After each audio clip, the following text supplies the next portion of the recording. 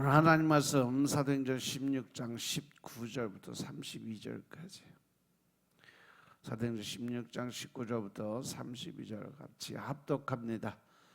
종의 주인들은 자기 이익의 소망이 끊어진 것을 보고 바울과 실라를 잡아가지고 저자로 가론들에게 끌어다가 상관들 앞에 데려가서 말하되, 이 사람들이 유대인인데 우리 성을 심히 요란케 하여 로마 사람인 우리가 받지도 못하고 행치도 못할 풍속을 전한다 하거늘, 무리가 일찍 일어나 송사하니 상관들이 옷을 찢어 벗기고 매로 치라 하여 많이 친 후에 옥에 가두고 간수에게 분부하여 든든히 지키라 하니, 그가 이러한 영을 받아 저희를 깊은 옥에 가두고 그 발을 착고에 든든히 채웠더니, 밤중쯤 되어 바울과 실라가 기도하고 하나님을 찬미하며 제수들이 듣더라. 이에 호련히 지진이 나서 옥터가 움직이고 문이 곧 다 열리며 모든 사람의 메인 것이 다 벗어진지라. 간수가 자다가 깨어 옥문들이 열린 것을 보고 제수들이 도망한 줄 생각하고 검을 빼어 자결하라 하거늘, 바울이 크게 소리질러 가로되 내 몸을 상하지 말라, 우리가 다 여기 있노라 하니, 간수가 등불을 달라 하며 뛰어들어가 무서워 떨며 바울과 실라 앞에 부복하고 저희를 데리고 나가 가로되, 선생들아 내가 어떻게 하여 구원을 얻으리까 하거늘, 가로되 주 예수를 믿으라, 그리하면 너와 내 집이 구원을 얻으리라 하고 주의 말씀을 그 사람과 그 집에 있는 모든 사람에게 전하더라. 아멘. 오늘 본문의 말씀 19절부터 21절의 말씀을 보면, 이제 사도 바울이 여종의 그 귀신을 쫓아내니까, 그 무당 귀신이 떠나가니까 이 점쟁이가 점을 칠 수가 없는 거예요. 그래서 여종의 주인이 돈을 벌 수가 없어요. 쪽집게처럼 집어서 뭐를 하면 된다, 어떻게 하면 된다, 이렇게 얘기를 해서, 그래서 그 돈을 그동안 잘 벌어먹었는데, 이 귀신을 쫓아내고 나니까 이 점쟁이가 점을 못 쳐요. 맞출 수가 없어. 그러니까 그 주인이 이제 그동안 잘 벌어먹던 이익이 다 끊어져 버려요. 그래서 그들은 손해가 나니까 그 원인을 바로 이 사도 바울이 귀신을 쫓아내서 무당이 점을 못 친다 그래가지고 사도 바울을 피박하기 시작한 거죠. 그래서 그들이 이해관계에 따라서 사도 바울을 대하는 모습이에요. 그러나 그들은 귀신을 쫓아냈다는 이유로 사도 바울과 실라를 핍박한 것이 아니라, 오히려 이 사회 소란죄로 사도 바울 일행을 핍박했다는 거죠. 그들은 사도 바울이 사회를 소란케 하고 새로운 풍속을 전하고 로마 풍속을 해친다고 고소를 하게 된 거죠. 그래서 그들이 사도 바울이 기독교의 문화를 전한다고 이야기를 해요.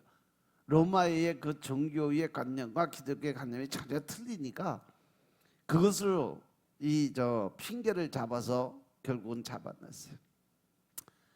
그들은 사회 질서 문란죄로 사도 바울을 고소를 한 거죠. 그들의 이런 고소 속에는요, 그들의 이해관계가 뿌리를 내리고 있는 거죠. 그리고 22절부터 24절의 말씀을 보니까 거기에 이 주위에 있는 사람들이 오히려 더 크게 이렇게 소리를 질러요. 주에서 주인의 사주받은 무리가 일제히 소리를 질러서 바울 일행을 고소를 합니다.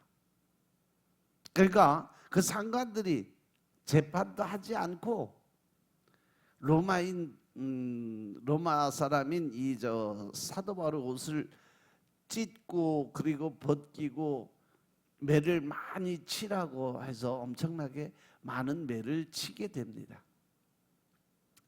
사도 바울은 고린도 후서에 보면 자신의 고백에서 많은 매를 맞았다고 고백을 하는데, 고린도 후서 11장 23절부터 28절의 말씀을 보면 내가 수고를 넘치도록 하고 옥에 갇히기도 더 많이 하고 매도 수없이 맞고 여러 번 죽을 뻔했다. 그러면서 유대인들에게 40이 하나 감한 매를 5번이나 맞았고, 또 3번 태장으로 맞고 1번은 돌로 맞고 3번 파선하는데 일주일을 기쁨에 지냈고, 여러 번 여행의 강의 위험과 강도의 위험과 동족의 위험과 이방인의 위험과 신의 위험과 광야의 위험과 바다의 위험과 거짓 형제 중의 위험을 당하고 또 수고하고 애쓰고 여러 번 자지도 못하고 줄이고 목마르고 여러 번 굶고 춥고 헐벗었다라고 얘기해요. 그러면서도 이외에 이른 고사고 오히려 날마다 내 속에 눌리는 것이 있으니 곧 모든 교회를 위해서 염려를 하는 것이 내가 지금 하는 일이다. 결국 사도 바울은 많은 매를 맞고 위험에도 처하고 굶고 줄이고 복음을 끝까지 그러면서도 복음을 전하는 걸 놓지 않았다는 거죠. 온몸에 상처투성이가 되고 피가 흐르고 그들은 이 사도 바울을 치료도 해주지 않고 밥도 주지 않고 오게 가두어 버려요. 발에는 자꾸가 채워지고 손에는 쇠사슬이 묶였어요. 그들은 이 사도 바울 일행이 도망갈까 봐 든든히 옥문을 지켰으며 도망가지 못하게 깊은 지하 감옥에 가두었다라고 기록이 되어 있습니다. 얼마나 슬픈 일이에요. 환상을 보고 와서 복음을 전하다가 사도 바울은 그냥 끝없는 고난의 연속을 지금 거쳐가고 있다는 거죠. 귀신을 쫓아내는 좋은 일을 하고도 더 큰 박해를 받고 있습니다. 그런데 25절에 보면 한밤중에 바울과 실라가 기도를 드리면서 하나님을 찬송할 때 얼마나 크게 했는지 온 제수가 다 들었다 그러세요. 바울과 실라는 한밤중에까지 잠을 못 잤다는 얘기죠. 어떻게 보면 억울하고 슬픈 마음도 들지 않았을까? 그냥 오직 하나님의 일을 위해서 복음 전도의 사명 감당하면서 끝까지 예수 그리스도를 증거하는데 매일 얻어 터지고 매맞고 그리고 옥에 갇히고 이런 것을 생각하면 억울한 마음도 들었을 거예요. 그렇지만 사도 바울은 이때도 하나님과의 관계 회복을 위해서 기도를 드려요. 바울과 실라는 한밤중에 손을 들고 제수들이 다 들을 정도로 기도를 드리고 기도를 드리다 보니까 하나님이 크게 하나님께 드려진 영광의 찬양이 흘러나왔어요. 이 사도 바울이 빌립보서에 세 번째로 기도하는 모습이 나옵니다. 그는 기도를 드릴 뿐 아니라 하나님께 찬양을 올려 드리는 장면으로 나와요. 그런 처음에는 하나님이 왜 이런 고난을 나에게 주는지, 혹시 내가 혈기가 많아서 아니면 뭐 바나바와 싸워서 이런 생각도 들면서 회개의 기도를 드렸을 거예요. 그렇지만 그가 회개하며 기도를 드리자 하나님은 놀라운 깨달음을 주십니다. 바로 예수 그리스도의 고난에 참여할 수 있다는 것을 알고 크게 기뻐했어요. 바로 그 고난과 역경, 이 모든 것이 바로 예수님의 도를 따라가는, 예수님의 모습의 형상을 닮아가는 그러한 거다. 예수님처럼 대우받게 하는 것에 감사를 드리게 됩니다. 핍박을 하던 자가 핍박받는 자가 되게 하신 것을 오히려 기뻐했어요. 그를 향한 한없는 사랑에 감사를 드렸어요. 핍박받는 자에게 주시는 하나님의 크신 상급을 바라보며 기뻐했다라고 그래요. 다윗도 시편에서 보면 처음에는 하나님에 대한 어떤 하소연하는 기도를 많이 드렸어요. 그런데 나중에 보면 하나님께 찬양을 드리고 감사드리는 기도를 끝없이 드립니다. 이러한 마음의 감동을 주고 마음의 변화를 주는 것은 바로 내 안에 계신 성령님이 하시는 일인 것임을 깨달으시기 바랍니다. 그래서 우리가 고난을 받을 때, 또 힘들고 어려운 역경이 있을 때 우리는 그 내 안에 계신 성령님과 기도하고 또 대화를 해서 그 마음의 위로를 받는 여러분들이 되시길 주님으로 축원합니다. 이들에게도 성령이 임했어요. 그래서 성령이 고난받는 자와 함께 하시고 기쁨을 주시는 거죠. 성령이 찬양할 마음을 주십니다. 성령이 주시지 않으면 어떻게 이런 상황에서 찬양을 올려드릴 수 있겠느냐는 거죠.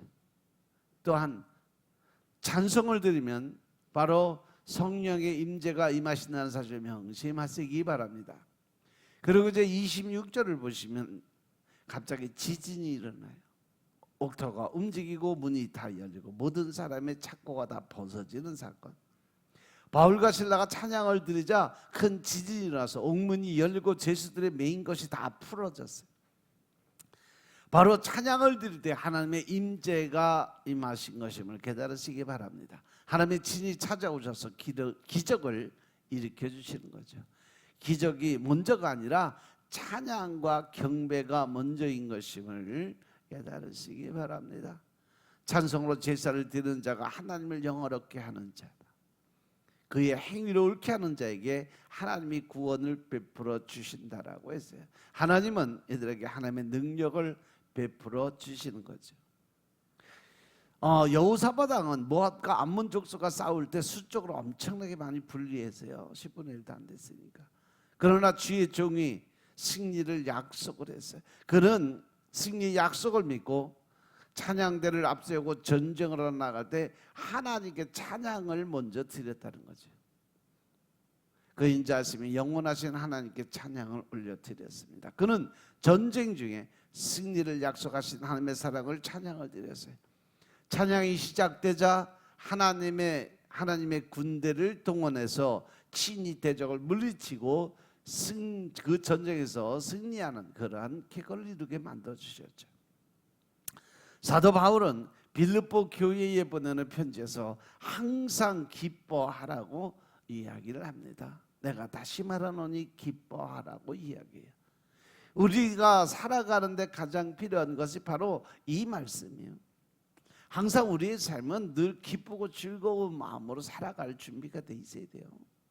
힘들고 어렵고 억울하고 고통스러운 그러한 생각을 갖는 게 아니라 하나님 안에서 더 큰 어떤 사랑을 느끼고 그 안에서 주님이 주시는 평안과 위로 안에서 기쁨의 삶을 살 수 있는 그러한 생활을 하는 것이 바로 믿는 자들의 모습이에요. 사도 바울은 자신이 빌립보 개척 시에 기뻐하고 찬양을 드릴 때 하나님을 체험했고 또 그것으로 인해서 빌립보 성도들에게 항상 기쁜 마음을 갖고 살아라. 그래야 여러분의 삶이 바뀔 수 있다는 이야기를 하는 거죠. 예수님은 5천 명의 무리를 먹이고자 하는데도 떡 5개와 물고기 2마리뿐이었어요. 그러나 예수님은 떡 5개와 물고기 2마리를 놓고 많은 무리 앞에서 크게 하나님께 감사의 기도를 드립니다. 하나님 오병 이후로 5천 명이 먹고도 12광주리가 남게 만드는 기적을 베풀어 주셨어요. 예수님이 나사로의 집에 왔을 때도 마찬가지예요. 나사로 죽어서 냄새가 날 정도로 썩음은 들어졌죠. 하지만 예수님은 나사로의 무덤 앞에서 하나님께 감사의 기도를 드립니다. 그러니까 하나님은 죽은 지 나흘이 안 되는 나사로가 살아나오는 기적을 눈앞에서 보이게 해줬음을 믿으시기 바랍니다. 그리고 27절 28절을 보면 간수가 자다가 옥문을 열린 것을 보게 됐어요. 그래서 간수는 죄수들이 다 도망간 줄 알고 책임감을 느껴서 스스로 죽고자 자결하고자 결정을 했죠. 사도 바울은 간수에게 우리가 여기 있으니까 자살하지 말라고 소리를 지르고 그 병사가 구원받는 자리에 인도를 합니다. 사도 바울은 옥문이 열려 빨리 도망갈 수 있었지만 도망가지 않았어요. 왜? 하나님이 은혜로 도망가라고 옥문을 열어주신 것이 아니라고 생각했기 때문에 그렇죠.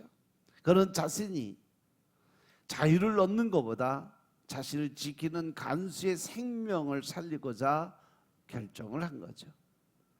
그 간수를 사랑해서 간수가 자살하는 것을 막고자 그는 그 자리에서 전도의 그 사명을 감당을 한 거죠. 그는 자신의 구원보다 간수의 구원에 관심이 더 많았던 거죠.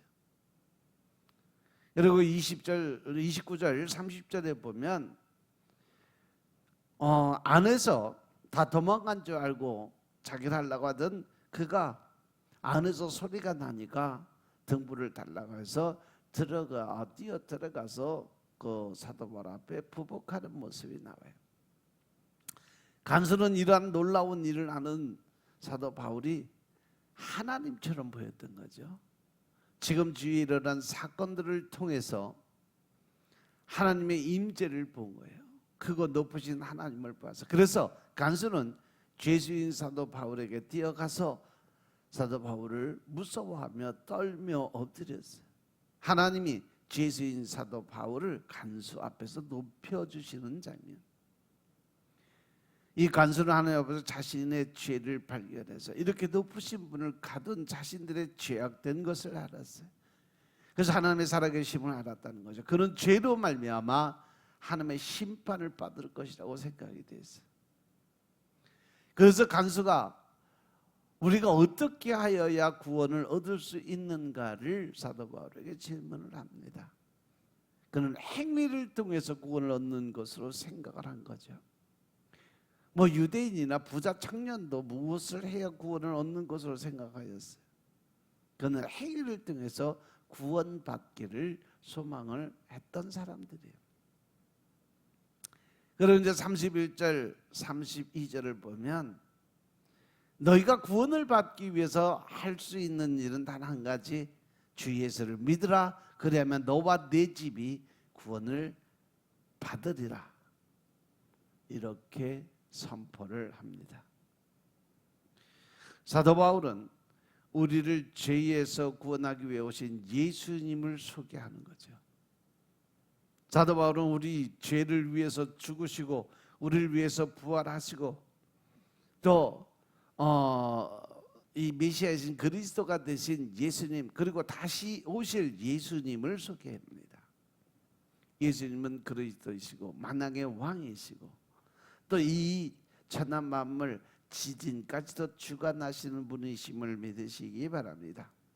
그래서 그리스도이신 주님이 쇠사슬이 벗겨지게 하고 옥문이 열리게 하셨습니다.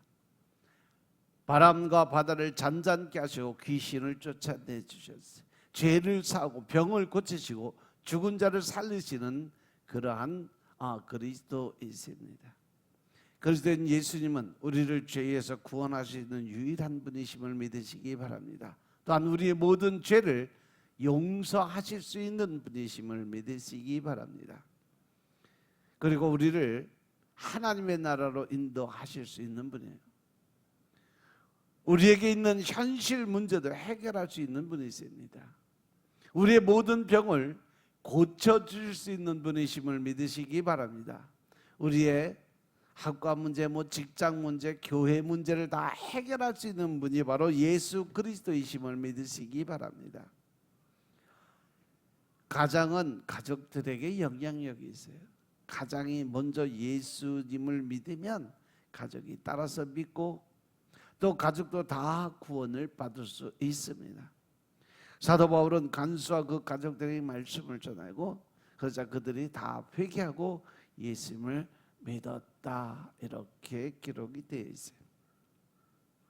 이제 33절부터 40절까지는 다음 시간에 하겠습니다. 기도드리겠습니다. 아버지 하나님 감사드립니다. 오늘도 아버지 하나님 말씀 안에서 끝까지 주님을 믿고 따를 수 있는 하나님의 영적인 군사가 되게 하심을 감사드립니다. 어떠한 환경과 어떠한 역경과 고난이 온다 할지라도 우리가 늘 주님을 붙들고 십자가 붙들고 나아갈 수 있는 믿음의 반석 위에 서게 하시고, 어떠한 환난이 다가온다 할지라도 오직 예수 그리스도를 믿는 믿음으로 그 모든 걸 헤쳐나갈 수 있는 담대한 믿음의 소유자가 되게 하여 주옵소서. 내 믿음대로 될지어다 하는 주님의 말씀이 우리에게 임하게 하시고 그 모든 것을 이길 수 있는 믿음을 주님이 허락하여 주셔서 우리가 주님이 주시는 그 은혜를 직접 체험하고 영적인 체험을 할 수 있도록 주님이 축복하옵소서.